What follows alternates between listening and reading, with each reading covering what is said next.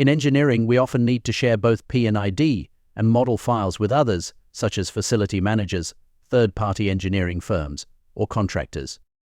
However, not everyone has access to Plant 3 design software, which means we must convert our drawings into standard AutoCAD files to ensure compatibility. To demonstrate this process, let's start by opening a P&ID drawing and a model file using regular AutoCAD. When we open a P&ID file directly, the file is loaded in read-only mode. Checking the properties confirms that the lines are standard AutoCAD lines with no embedded specifications, tagging, or metadata. The drawing has been converted into a basic 2D AutoCAD file, making it accessible to users who do not have Plant 3D.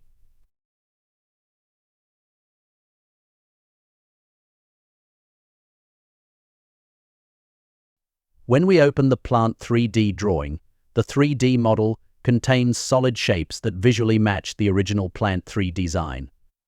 However, when we check the properties, we find that all objects are classified as 3D solids with no specification data. Only basic geometry and layers remain.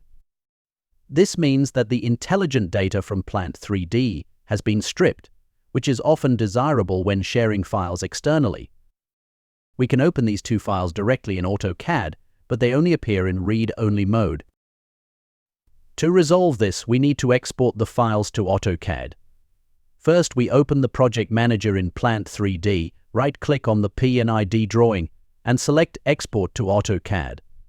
This option is initially grayed out until the drawing is opened.